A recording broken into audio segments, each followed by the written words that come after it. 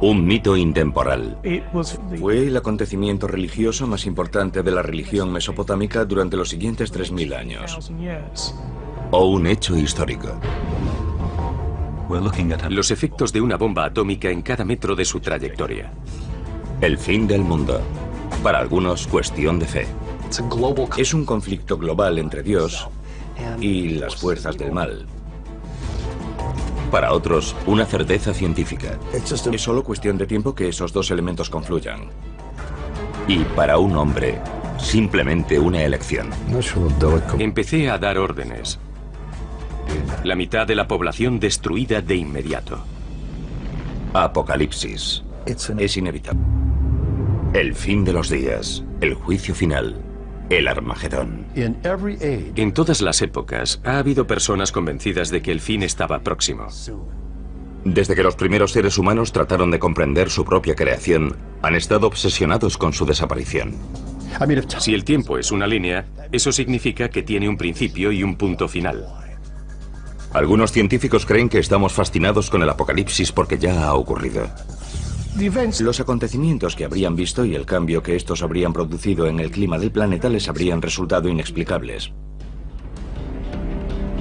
Hoy en día, millones de personas creen que Dios destruirá el mundo de forma inminente. La mayoría de las personas de este mundo se han identificado tan plenamente con el mal que Dios no tiene más remedio que destruirlos. Pero no todas las visiones del fin involucran a alguna divinidad. El hombre ha alcanzado la capacidad de destruirse a sí mismo. Un misil tarda 30 minutos en llegar desde los Estados Unidos hasta Rusia. Conforme la ciencia avanza, nuestra visión del apocalipsis sigue evolucionando. Es solo cuestión de tiempo que veamos un virus con un potencial patógeno muy elevado. Desde que existen las civilizaciones, algunas han sido devastadas por sus enemigos más pequeños y letales. Los virus. La peste de Justiniano doblegó al Imperio Bizantino en 541, matando hasta 10.000 personas al día en Constantinopla. Siglos más tarde, unas bacterias que pasaron de una rata a los humanos cambiaron el curso de la historia de Europa a mediados del siglo XIV. La peste negra acabó con 75 millones de personas, un tercio de la población mundial. Se calcula que en 1918 la gripe española mató a 15 millones de personas en 2 años.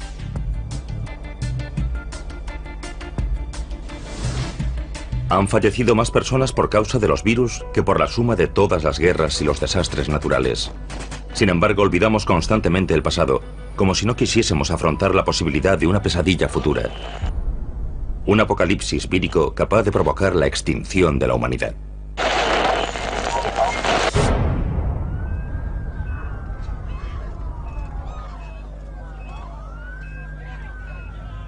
Es inevitable. El planeta está mucho más poblado. Somos mucho más interdependientes. Nos trasladamos continuamente y los virus pueden propagarse del mismo modo y aprovechar la oportunidad de recombinarse con otros virus. C.J. Peters, ex jefe del Departamento de Patógenos Especiales del Centro de Control de Enfermedades, luchó por todo el mundo durante más de 3 décadas contra los llamados virus emergentes. En la actualidad trabaja para impedir que escapen a nuestro control nuevas enfermedades no identificadas. Cada vez tenemos más contacto con el mundo natural que nos rodea, especialmente con monos, que son cazados en la selva y consumidos como alimento. Esos primates contienen virus que están intentando continuamente entrar en nosotros, por así decirlo. En 2003, Peters colaboró en gran medida a evitar en Taiwán una catástrofe causada por el virus del SARS, síndrome respiratorio agudo severo. Algunos virus se contagian entrando en contacto con la sangre o los fluidos corporales de un paciente infectado. Pero con el virus del SARS basta con una tos. Fue una situación extremadamente peligrosa, un virus capaz de propagarse por todo el mundo. La tasa de mortalidad de la variante del virus del SARS de 2003 fue solo del 10%, pero se propagó rápidamente. El paciente que dio origen a la epidemia fue un médico que cayó enfermo en China y que viajó a Hong Kong en busca de tratamiento y se registró en un hotel.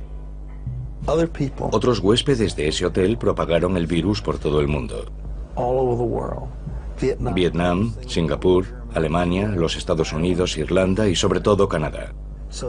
El virus se propagó partiendo de una única persona en ese hotel literalmente por todo el mundo.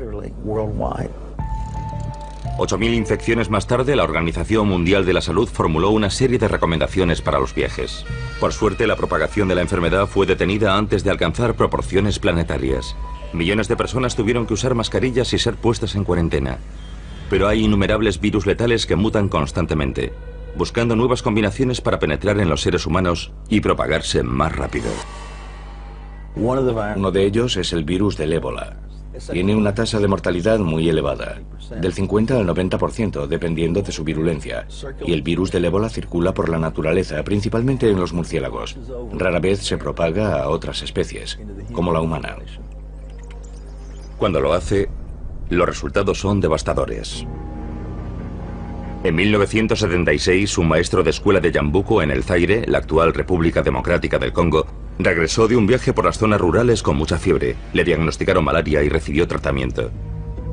Comenzó a vomitar sin control y después a sangrar por la nariz, la boca y el ano. Finalmente comenzó a sangrar por los ojos y la piel conforme sus órganos comenzaban a licuarse.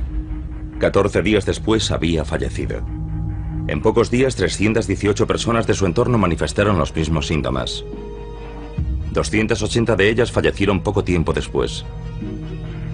Se han producido 18 brotes de ébola en África durante las 2 últimas décadas. La más reciente en Uganda, en diciembre de 2007. Si bien cada brote de ébola porta una mutación ligeramente diferente, el virus aún no ha aprendido a transmitirse por el aire. Los virus tienen la misma única finalidad que todas las especies, y es la de propagarse. Es un problema que todas tienen que resolver, pero si el ébola consigue superar esa barrera, tendremos un serio problema. En 1989, el virus ébola superó una de esas barreras. Entonces trabajaba en Fort Detrick, Maryland, en un laboratorio, el Instituto de Enfermedades Infecciosas del Ejército de los Estados Unidos. Y uno de mis colegas entró con una microfotografía y me preguntó, ¿qué crees que es esto? Y le dije, una microfotografía del virus del ébola. Y dijo, ¿y si te dijera que procede de un mono de Reston, Virginia? Y contesté, joder.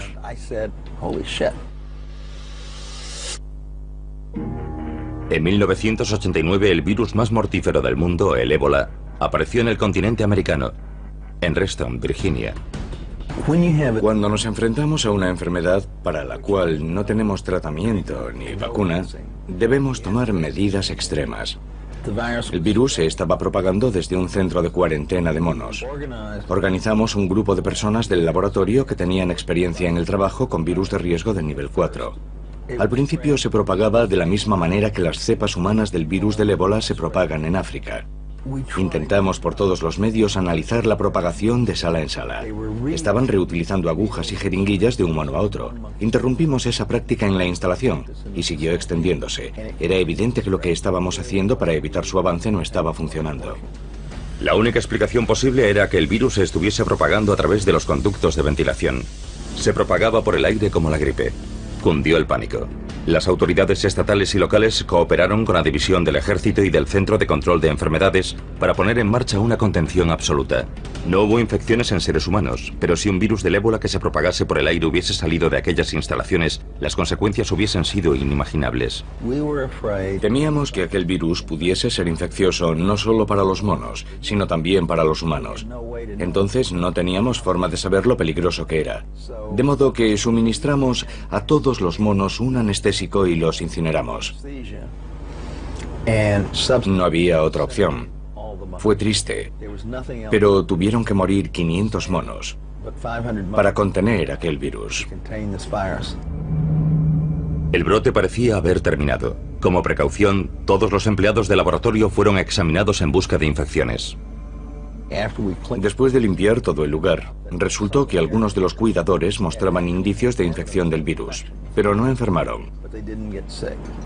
Se trataba de una cepa poco frecuente del virus del ébola que parecía poco virulenta para los seres humanos, pero muy virulenta para los monos.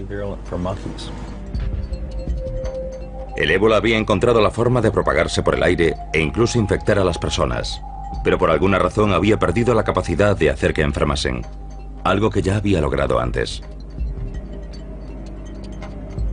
¿Cuándo podría tardar un virus como el ébola en añadir un arma más a su arsenal y alcanzar la capacidad de desencadenar un apocalipsis vírico a escala planetaria?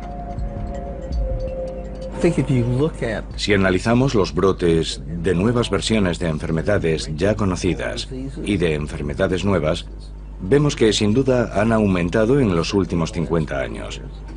Personalmente creo que seguirán aumentando y que también su porcentaje seguirá aumentando. Los factores que causan esos brotes están creciendo y lo están haciendo de forma exponencial. Todos. El transporte aéreo, el transporte marítimo, el tiempo. Todos los factores están creciendo de forma exponencial y eso aumenta las probabilidades de que surjan nuevas enfermedades. No sabemos el número de virus diferentes que hay en el mundo. Sabemos que hemos contado e identificado unos 2000 aproximadamente. Ese es el número de virus que conocemos. Y millones y millones y millones de copias de cada uno en cada uno de ellos se están reproduciendo y dando lugar a mutaciones, minuto a minuto.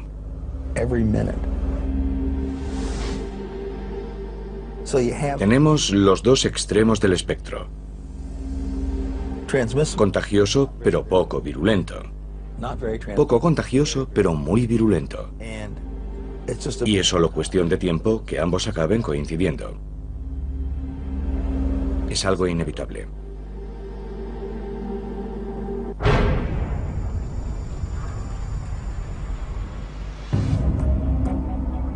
Quizá la versión más aceptada del apocalipsis sea la de una destrucción causada por Dios. En todos los años y todas las décadas, en todo momento, hay personas en algún lugar del mundo con carteles diciendo que el fin se acerca. Vendamos nuestras posesiones y huyamos a las montañas. El judaísmo, el cristianismo y el islam comparten una visión del fin. Un día del juicio final durante el cual el mundo será destruido y los elegidos lograrán la vida eterna. Esa concepción apocalíptica que tanto ha influido en el judaísmo, el cristianismo y el islam procede en parte de la antigua Persia, de los antiguos zoroastrianos. Los zoroastrianos de aquella época a menudo tenían una concepción dualista. El mundo es el campo de batalla de la lucha entre el bien y el mal. Ya en el siglo XII a.C., los zoroastrianos creían vivir inmersos en un conflicto entre el orden y el caos. Finalmente el orden prevalecería, señalando el final del tiempo y la reestructuración del universo. Uno de los aspectos más interesantes desde el punto de vista apocalíptico es el hecho de que, por lo general, durante los momentos de aflicción y angustia, el apocalipsis es muy popular. En la actualidad, las profecías sobre el fin de los días han generado una mega industria. Libros, programas de televisión y radio transmitidos a todo el mundo generan decenas de millones de dólares para los pastores armagedonistas solo en los Estados Unidos. Pero ¿cómo concilian los armagedonistas su vida cotidiana con la creencia en un final inminente? Jesús vendrá, Dios vendrá y destruirá el mal en todo el mundo. Steve Wolber tiene 49 años y es un pastor del fin de los días. Es el propietario de White Horse Media, un grupo cristiano que crea programas de televisión y radio sobre la relevancia del fin de los tiempos. Actualmente está escribiendo su 16º libro sobre las profecías. La mayor parte de su trabajo se ha centrado en uno de los libros de la Biblia, el Apocalipsis. Lo que captó mi interés no fue solo la historia de su vida, sino el libro del Apocalipsis y el concepto de que las profecías no solo predijeron que vendría una vez, sino que regresaría. El mal está por todo el mundo. En el Apocalipsis hay misterios que necesitamos comprender. Existen organizaciones cristianas por todo el país, yo diría que cientos, y muchas de ellas se centran en las profecías, como la nuestra. Pero nosotros creemos que muchas de ellas no comunican una información precisa. Una de nuestras especialidades es separar los hechos de la ficción en las profecías de la Biblia y los acontecimientos relacionados con el fin de los tiempos, y ofrecer una perspectiva más general. Lo que nos diferencia es la verdad. Envíenos sus preguntas. Hoy hablaremos del Armagedón, del libro del Apocalipsis. Steve no llegó a la devoción religiosa por el camino más directo. Como muchos otros adolescentes de los años 70, el cristianismo no era en absoluto una de sus prioridades. Crecí en Hollywood Hills, en un hogar judío muy laico. No sabía nada de Dios ni de la Biblia. Cuando tenía 14 años, un amigo me ofreció un cigarrillo y me pasé 6 años fumando marihuana. La marihuana me llevó al alcohol, y a la cocaína y al LSD. 2 de mis amigos murieron por sobredosis de drogas. Con el tiempo empecé a pensar que estaba yendo en la dirección equivocada y necesitaba ayuda. Un día estaba en Palm Springs con un grupo de amigos durante unas vacaciones de primavera. Había una camioneta y en la parte trasera iba un grupo de cristianos. Les dije, soy ateo. Uno de ellos me oyó, me apuntó con su altavoz y me dijo, eres un idiota. Cuando llegue el día del juicio descubrirás que estás en el bando equivocado.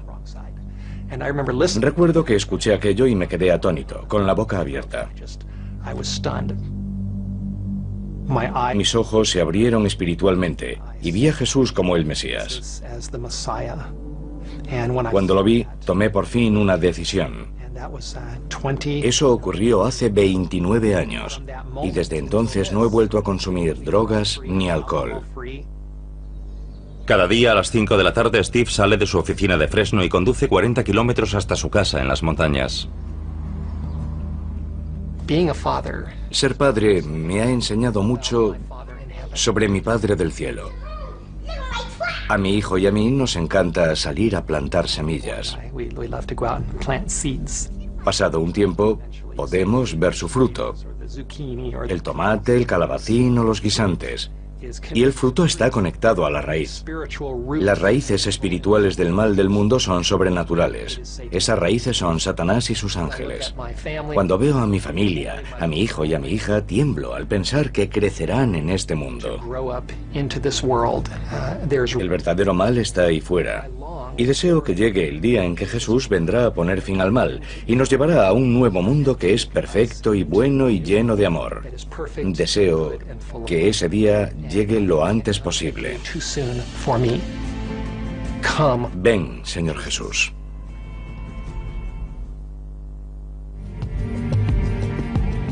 Steve Wolber lleva casi 30 años interpretando la Biblia como una receta para el fin del mundo. Y no podría estar más entusiasmado al respecto.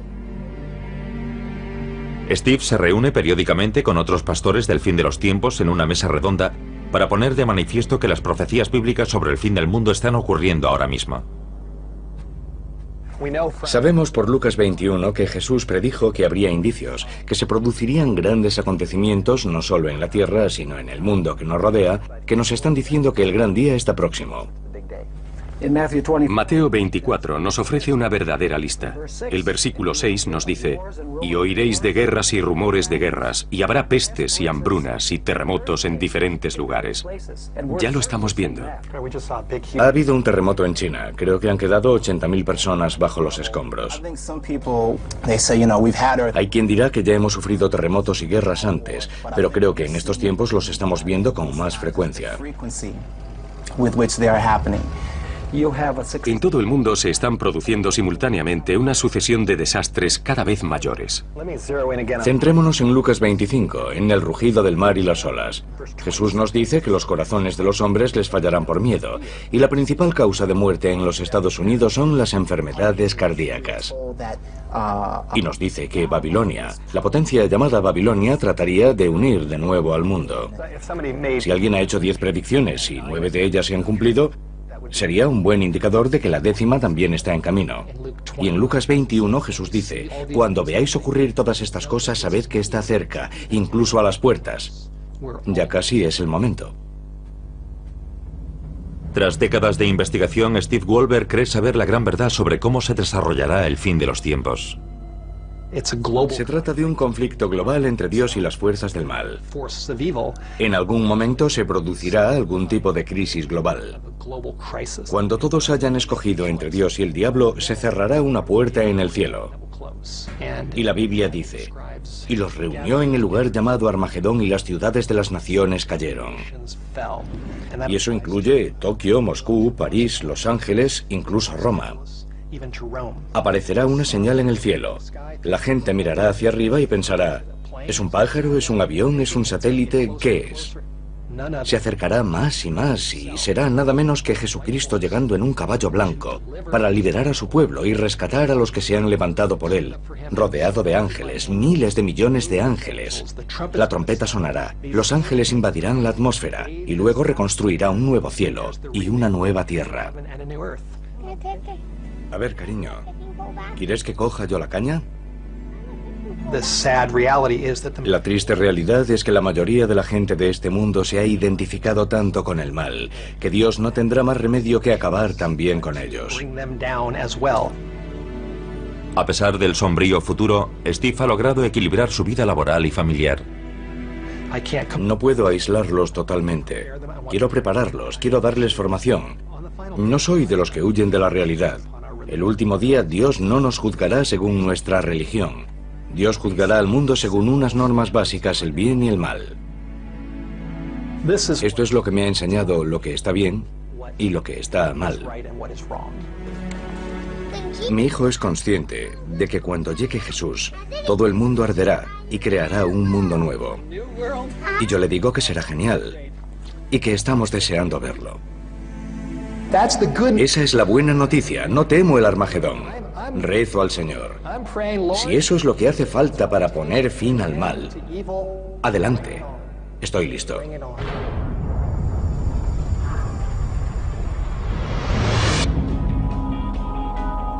Algunos de los mitos más antiguos de los que se tiene noticia hablan del fin del mundo. La literatura apocalíptica ha sido utilizada en todas las épocas por diversos tipos de creyentes en todo tipo de formas. Se ha utilizado como una especie de garrote para asustar a la gente. El diluvio de Noé, la destrucción del templo de Salomón, la caída de las murallas de Jericó. Hay innumerables ejemplos de la ira de Dios castigando a los impíos. Todo este simbolismo es una forma de hablar sobre un acontecimiento que hará temblar la Tierra y el cosmos. Porque, después de todo, lo que se nos dice es que se producirá una intervención divina, y eso tiene que ser importante. Pero una de las historias sobre destrucción divina destaca sobre todas las demás, la de Sodoma y Gomorra. En ella se nos dice que Dios las borró de la faz de la tierra. Las ciudades de Sodoma y Gomorra probablemente están bajo las aguas poco profundas del sur del Mar Muerto. No tenemos ninguna prueba irrefutable de la existencia de esas ciudades, salvo bloques de sal y cosas parecidas. Según la Biblia, los habitantes de Sodoma y Gomorra tentaron la ira de Dios. La Biblia dice que Sodoma y Gomorra se habían entregado a la carne y a la inmoralidad, y que Dios destruyó ambas ciudades enviando fuego y azufre por causa de tal corrupción. Aunque no sepamos dónde están las ciudades de Sodoma y Gomorra, su historia pervive. A principios del año 2000, un afortunado descubrimiento científico aportó un nuevo capítulo a la historia de Sodoma y Gomorra. El astrónomo Mark Hensel y el ingeniero Alan Bond solían quedar para tomar una cerveza y charlar sobre viejos mitos. Alan y yo trabajábamos juntos en el desarrollo de cohetes, y al principio solo era algo que hacíamos para entretenernos. Una noche en el bar oí hablar del mito de Faetón. Según la mitología griega, Faetón era hijo de Helios, el dios del sol. Faetón iba a reunirse con su padre y voló con su carro celestial demasiado cerca de la Tierra. Parte de la Tierra resultó calcinada y finalmente el carro se estrelló matando a Faetón. Platón escribió acerca del mito de Faetón en el Timeo, su tratado teórico sobre física universal. Platón deja muy claro que el mito de Faetón no es un mito, sino algo que ocurrió realmente. Un sacerdote egipcio contó a uno de los antepasados de Platón que los objetos celestes son inestables y a veces ocurren esas cosas. Bond descubrió que otros mitos contenían referencias similares a objetos abrasadores que caían desde el cielo, diezmando regiones del antiguo Mediterráneo, entre ellas la supuesta ubicación de Sodoma y Gomorra.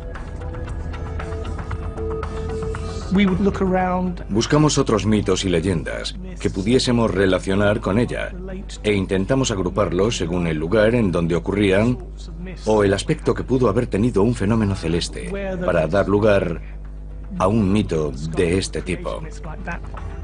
Algunos mitos hablan de fuego en el cielo, mientras que otros hablan de devastación en la superficie. Uno de estos mitos es la historia de Deméter, la diosa griega de la cosecha.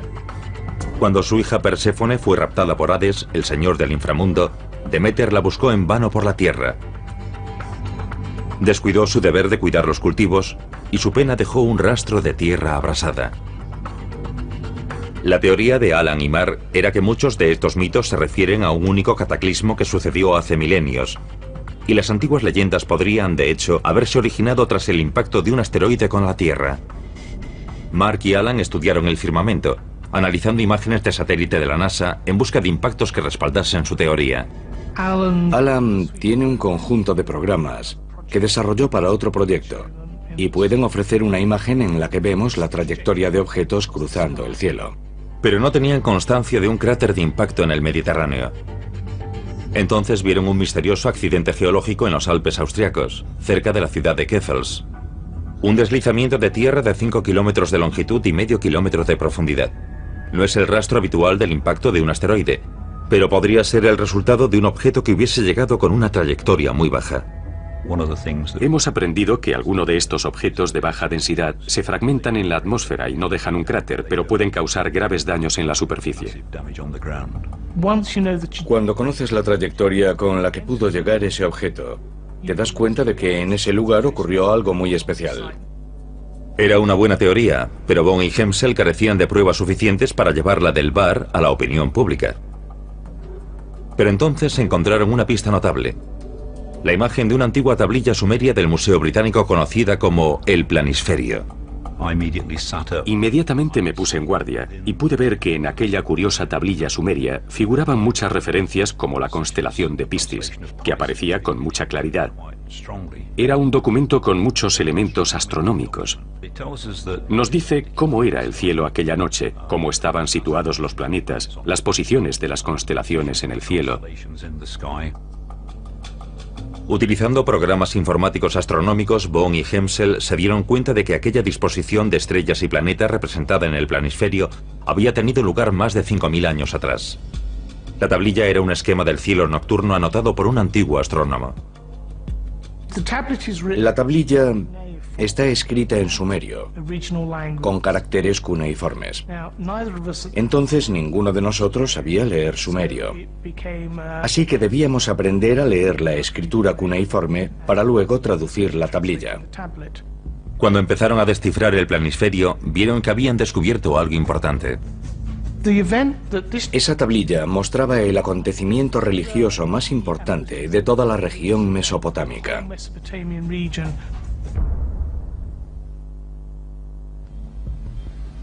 Dos científicos británicos seguían el rastro de un antiguo impacto de asteroide que había devastado el Oriente Próximo y que podía ser la fuente de decenas de leyendas apocalípticas, entre ellas la destrucción de Sodoma y Gomorra. Encontraron indicios de que un pequeño asteroide podría haber caído en los Alpes austriacos y descifraron una observación astronómica de 5.000 años de antigüedad conservada en una tablilla de piedra. Cuanto más investigábamos la tablilla, más nos convencíamos de que en una mitad figuraban observaciones normales de un cielo de madrugada y en la otra la observación de nuestro asteroide cayendo hacia la Tierra. El objeto fue visto durante unos 4 minutos y medio. Se parece a la Luna, pero su tamaño es una décima parte. Y cruza el cielo con la misma velocidad aparente que un avión. Un avión que cruzase el cielo a gran altura. Era la venganza de Dios cayendo sobre Sodoma y Gomorra. Un asteroide con un diámetro de más de 1 kilómetro acercándose a la Tierra a 14 kilómetros por segundo. Creamos un programa informático que da una imagen de este objeto cruzando el cielo. Conocemos la fecha y la hora con un margen de 10 minutos, porque se trata de una observación muy precisa. Sucedió a las 4:23 de la madrugada del 29 de junio del año 3123 a.C. Desde el punto de vista del astrónomo sumerio, el asteroide habría desaparecido en el horizonte 4 minutos y medio después de que comenzase a tomar notas. 30 segundos después, el asteroide sobrevolaba Grecia, donde entró en la atmósfera de la Tierra. La gigantesca bola de fuego en el cielo de Atenas podría haber generado el mito de Faetón y la caída de su carro. En ese momento estaría generando una inmensa onda de choque. En el momento en que estuviese en el extremo norte del Adriático, estaría produciendo cada 10 metros de su trayectoria el equivalente a una bomba atómica de la Segunda Guerra Mundial en términos de rendimiento explosivo. Y cuando estuviese sobre los Alpes suizos, acercándose a Keffels, podríamos compararlo con una bomba atómica en cada metro de su trayectoria. Y en las últimas fases de su vuelo, roza la cumbre de una montaña llamada Ganskogel, que se encuentra en la parte occidental del valle. El asteroide roza la cumbre de 5 montañas y luego explota en el aire con la potencia de 1000 bombas como la de Hiroshima.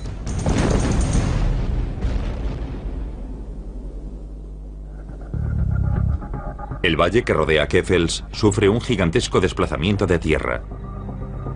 Pero los efectos más devastadores aún están por llegar. El fenómeno más llamativo que se produciría tras la explosión sería una gran columna de humo. Gran parte del material que formaba el objeto, tal vez incluso alguno que formaba parte del suelo, caería por la columna de humo. Según cálculos aproximados, la columna de humo ascendería unos 900 kilómetros hacia el espacio y no caería en forma de polvo inofensivo al entrar de nuevo en la atmósfera. Produciría un enorme aumento de calor en la superficie, quizá en unos 2000 kilómetros cuadrados o incluso más. La temperatura podría haber ascendido hasta alcanzar la combustión, incendiándolo todo. Personas que estuviesen a la intemperie, objetos de madera, tejados de casas, ese tipo de cosas. La columna de humo abrasador habría causado estragos en el sur del Mediterráneo. El fuego y los escombros habrían causado una destrucción masiva de tierras y cultivos, algo que podría haber dado origen al mito de Demeter. Pero una región se llevó la peor parte. Sodoma y Gomorra se encontraban en el epicentro del desplome de la columna de humo. Los acontecimientos que habrían presenciado y el cambio que habría sufrido el clima del planeta les habrían resultado inexplicables. Según parece, sin duda en el mundo griego y el mesopotámico, y posiblemente en el mundo egipcio, la gente modificó esencialmente su religión y su dios principal. Surgieron mitos. Los antiguos dioses murieron y otros nuevos ocuparon su lugar. Los supervivientes habrían buscado una razón por la cual Dios habría hecho llover fuego sobre ellos. Algunos habrían culpado a sí mismos y habrían cuestionado su moralidad.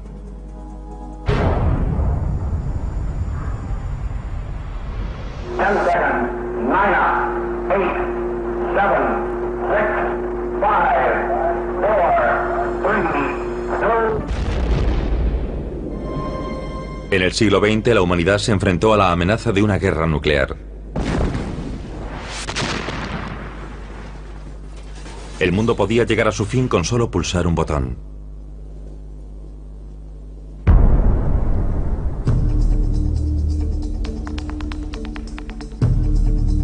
Las mentes que crearon el arma definitiva creían que sería la clave para lograr la paz en la Tierra.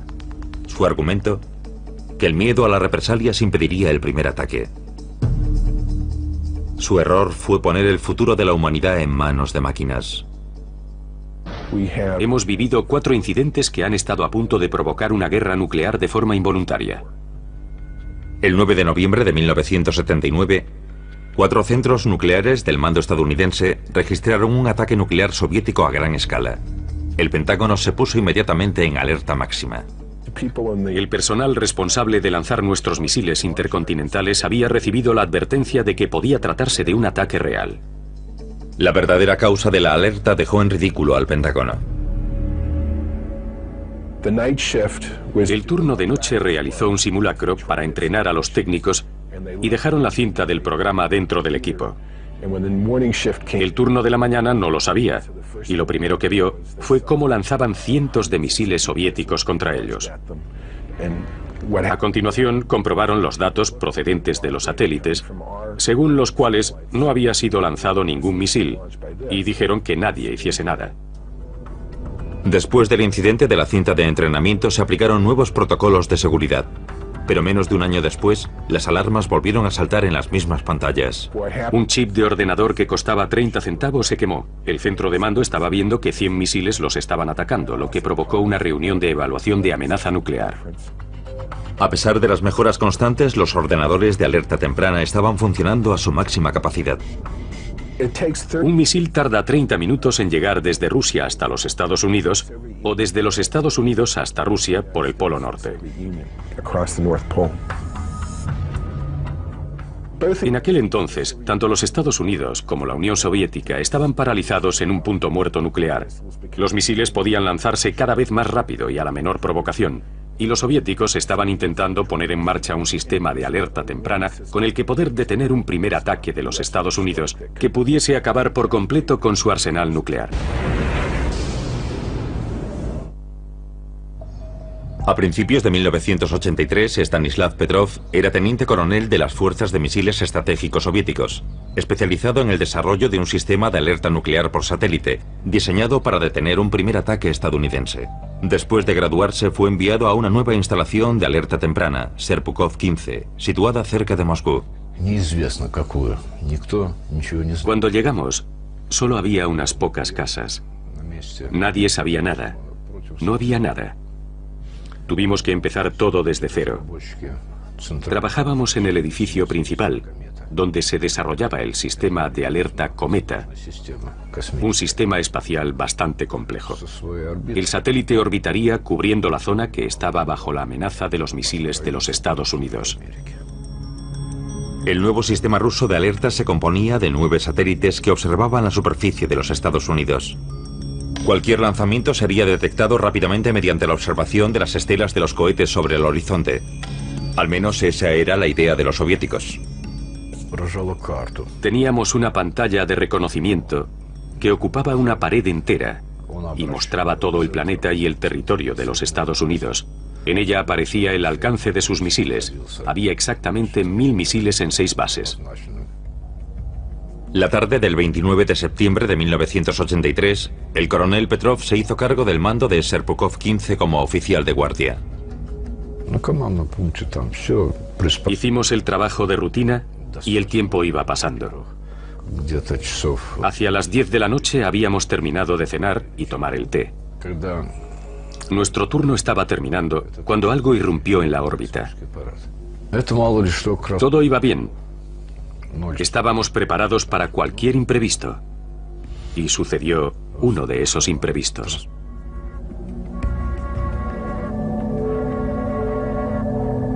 El coronel Petrov recibió una señal que confirmaba un ataque nuclear estadounidense.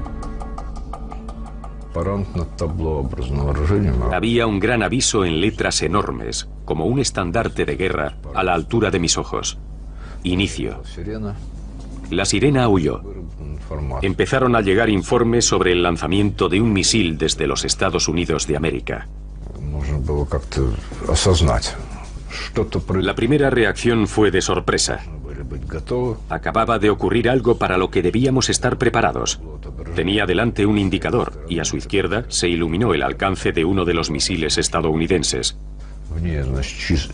Junto a él aparecía un 1 que indicaba el lanzamiento de un misil. El nivel de probabilidad estaba al máximo.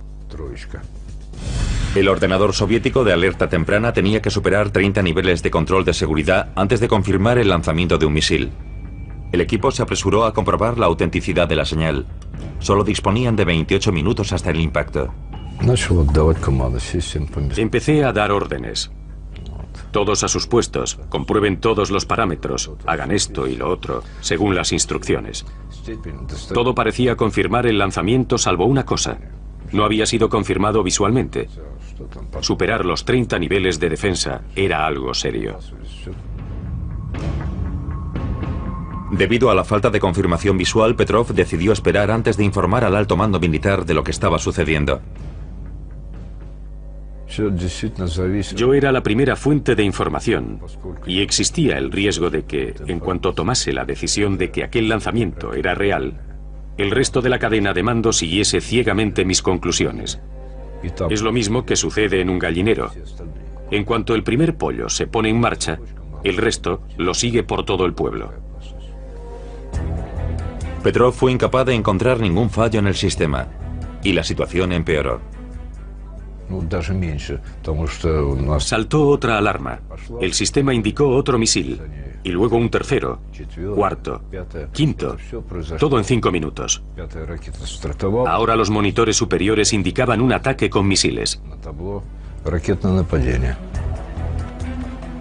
Petrov debía tomar una decisión, una de las más importantes de la historia. Cuando se produce un lanzamiento masivo es imposible pasarlo por alto.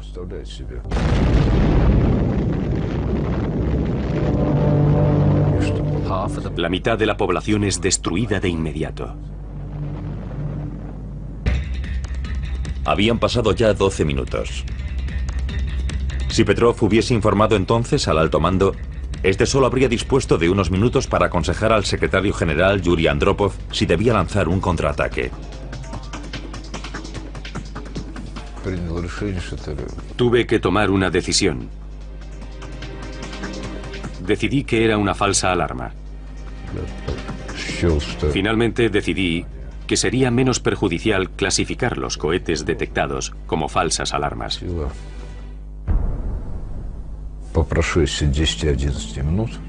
Después de 10 u 11 minutos, todos respiramos aliviados. Las estaciones de radar sobre el horizonte no encontraron nada, y la decisión que había tomado fue confirmada. Había sido una detección falsa. La detección falsa había sido causada por una alineación poco frecuente de luz solar que la Tierra había reflejado en las lentes del satélite. El incidente avergonzó al mando militar del ejército soviético. Petrov se convirtió en el chivo expiatorio y fue jubilado anticipadamente. En enero de 2006, Petrov fue homenajeado en una ceremonia celebrada en la sede de las Naciones Unidas. La prensa occidental lo consideró el hombre que salvó el mundo. Otra de las razones por las que el fin del mundo despierta tanta fascinación en la actualidad es el hecho de que cada vez somos más conscientes de todas nuestras interesantes y en ocasiones diabólicas posibilidades para acabar con nosotros mismos. Todos sabemos algo sobre armas de destrucción masiva, sobre la guerra nuclear, sobre enfermedades terribles que pueden diezmar una población. Hoy sabemos más acerca de todo ello de lo que jamás supimos en el pasado. Al margen de cualquier convicción religiosa, sabemos que existen formas de destruirnos a nosotros mismos.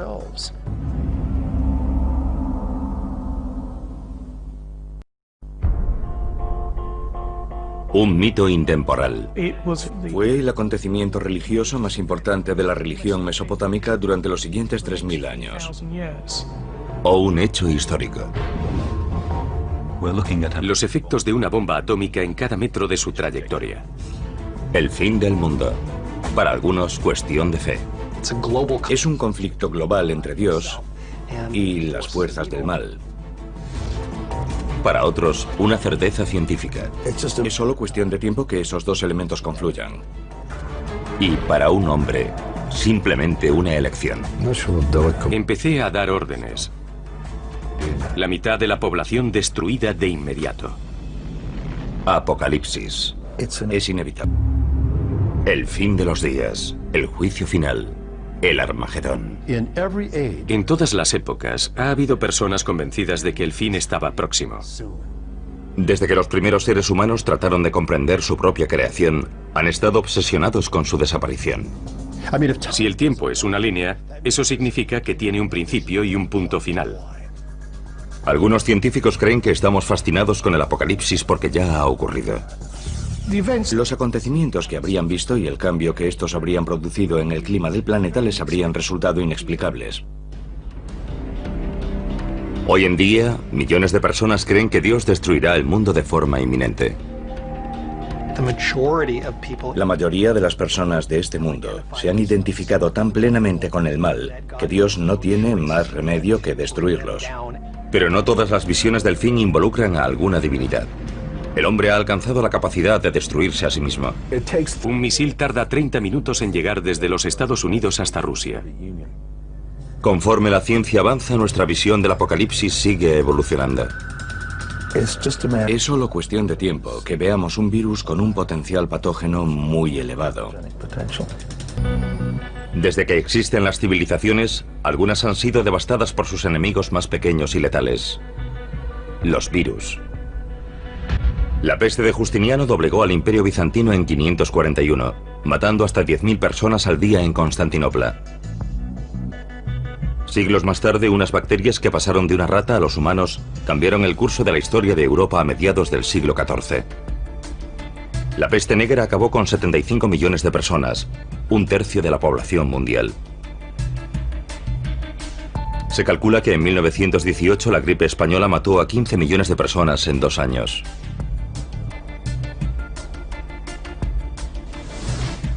Han fallecido más personas por causa de los virus que por la suma de poner en marcha una contención absoluta. No hubo infecciones en seres humanos, pero si un virus del ébola que se propagase por el aire hubiese salido de aquellas instalaciones, las consecuencias hubiesen sido inimaginables. Temíamos que aquel virus pudiese ser infeccioso no solo para los monos, sino también para los humanos. Entonces no teníamos forma de saber lo peligroso que era. De modo que suministramos a todos los monos un anestésico y los incineramos. No había otra opción. Fue triste, pero tuvieron que morir 500 monos para contener aquel virus. El brote parecía haber terminado. Como precaución, todos los empleados del laboratorio fueron examinados en busca de infecciones. Después de limpiar todo el lugar, resultó que algunos de los cuidadores mostraban indicios de infección del virus, pero no enfermaron. Se trataba de una cepa poco frecuente del virus del ébola que parecía poco virulenta para los seres humanos, pero muy virulenta para los monos. El ébola había encontrado la forma de propagarse por el aire e incluso infectar a las personas, pero por alguna razón había perdido la capacidad de hacer que enfermasen, algo que ya había logrado antes. ¿Cuándo podría tardar un virus como el ébola en añadir un arma más a su arsenal y alcanzar la capacidad de desencadenar un apocalipsis vírico a escala planetaria? Si analizamos los brotes de nuevas versiones de enfermedades ya conocidas y de enfermedades nuevas, vemos que sin duda han aumentado en los últimos 50 años. Personalmente, creo que seguirán aumentando y que también su porcentaje seguirá aumentando. Los factores que causan esos brotes están creciendo y lo están haciendo de forma exponencial. Todos. El transporte aéreo, el transporte marítimo, el tiempo. Todos los factores están creciendo de forma exponencial y eso aumenta las probabilidades de que surjan nuevas enfermedades. No sabemos el número de virus diferentes que hay en el mundo. Sabemos que hemos contado e identificado unos 2.000 aproximadamente. Ese es el número de virus que conocemos. Y millones y millones y millones de copias de cada uno en cada uno de ellos se están reproduciendo y dando lugar a mutaciones, minuto a minuto.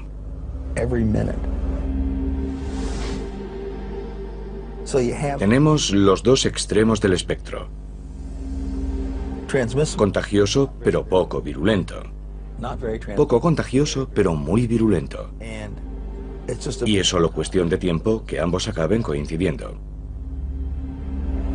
Es algo inevitable.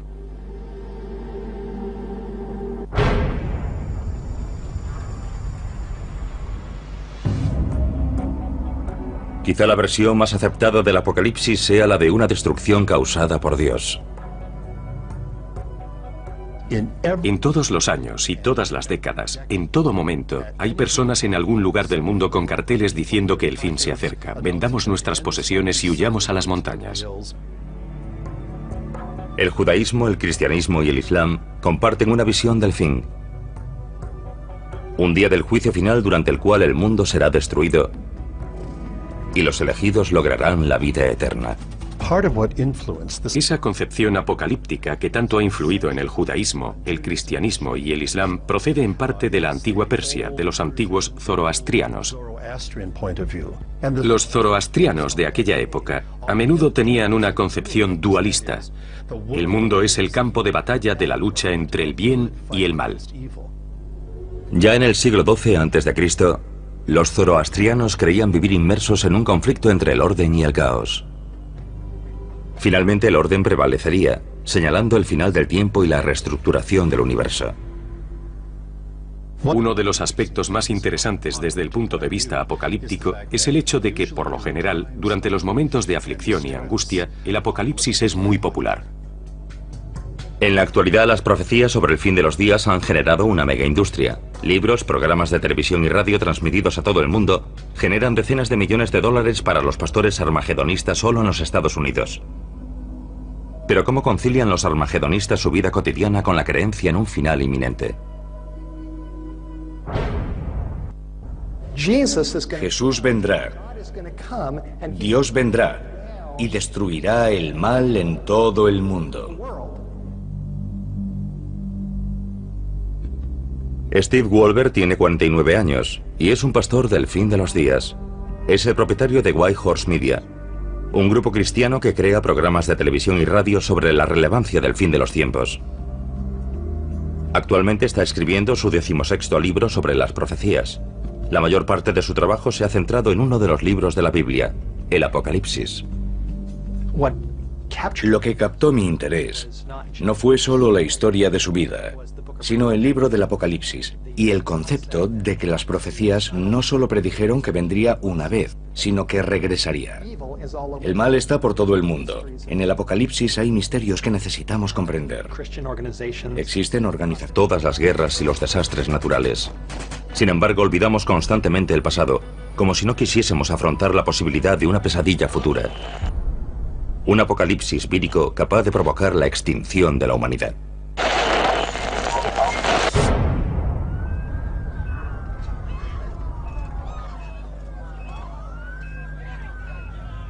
Es inevitable. El planeta está mucho más poblado. Somos mucho más interdependientes. Nos trasladamos continuamente y los virus pueden propagarse del mismo modo y aprovechar la oportunidad de recombinarse con otros virus. C.J. Peters, ex jefe del Departamento de Patógenos Especiales del Centro de Control de Enfermedades, luchó por todo el mundo durante más de 3 décadas contra los llamados virus emergentes. En la actualidad trabaja para impedir que escapen a nuestro control nuevas enfermedades no identificadas. Cada vez tenemos más contacto con el mundo natural que nos rodea, especialmente con monos, que son cazados en la selva y consumidos como alimento. Esos primates contienen virus que están intentando continuamente entrar en nosotros, por así decirlo. En 2003, Peters colaboró en gran medida a evitar en Taiwán una catástrofe causada por el virus del SARS, síndrome respiratorio agudo severo. Algunos virus se contagian entrando en contacto con la sangre o los fluidos corporales de un paciente infectado. Pero con el virus del SARS basta con una tos. Fue una situación extremadamente peligrosa, un virus capaz de propagarse por todo el mundo. La tasa de mortalidad de la variante del virus del SARS de 2003 fue solo del 10%, pero se propagó rápidamente. El paciente que dio origen a la epidemia fue un médico que cayó enfermo en China y que viajó a Hong Kong en busca de tratamiento y se registró en un hotel. Otros huéspedes de ese hotel propagaron el virus por todo el mundo. Vietnam, Singapur, Alemania, los Estados Unidos, Irlanda y sobre todo Canadá. El virus se propagó partiendo de una única persona en ese hotel literalmente por todo el mundo. 8.000 infecciones más tarde, la Organización Mundial de la Salud formuló una serie de recomendaciones para los viajes. Por suerte, la propagación de la enfermedad fue detenida antes de alcanzar proporciones planetarias. Millones de personas tuvieron que usar mascarillas y ser puestas en cuarentena. Pero hay innumerables virus letales que mutan constantemente, buscando nuevas combinaciones para penetrar en los seres humanos y propagarse más rápido. Uno de ellos es el virus del ébola. Tiene una tasa de mortalidad muy elevada, del 50 al 90%, dependiendo de su virulencia. Y el virus del ébola circula por la naturaleza, principalmente en los murciélagos. Rara vez se propaga a otras especies, como la humana. Cuando lo hace, los resultados son devastadores. En 1976, un maestro de escuela de Yambuco, en el Zaire, la actual República Democrática del Congo, regresó de un viaje por las zonas rurales con mucha fiebre. Le diagnosticaron malaria y recibió tratamiento. Comenzó a vomitar sin control y después a sangrar por la nariz, la boca y el ano. Finalmente comenzó a sangrar por los ojos y la piel conforme sus órganos comenzaban a licuarse. 14 días después había fallecido. En pocos días, 318 personas de su entorno manifestaron los mismos síntomas. 280 de ellas fallecieron poco tiempo después. Se han producido 18 brotes de ébola en África durante las 2 últimas décadas. La más reciente en Uganda, en diciembre de 2007. Si bien cada brote de ébola porta una mutación ligeramente diferente, el virus aún no ha aprendido a transmitirse por el aire. Los virus tienen la misma única finalidad que todas las especies, y es la de propagarse. Es un problema que todas tienen que resolver, pero si el ébola consigue superar esa barrera, tendremos un serio problema. En 1989 el virus ébola superó una de esas barreras. Entonces trabajaba en Fort Detrick, Maryland, en un laboratorio, el Instituto de Enfermedades Infecciosas del Ejército de los Estados Unidos. Y uno de mis colegas entró con una microfotografía y me preguntó, ¿qué crees que es esto? Y le dije, una microfotografía del virus del ébola. Y dijo, ¿y si te dijera que procede de un mono de Reston, Virginia? Y contesté, joder.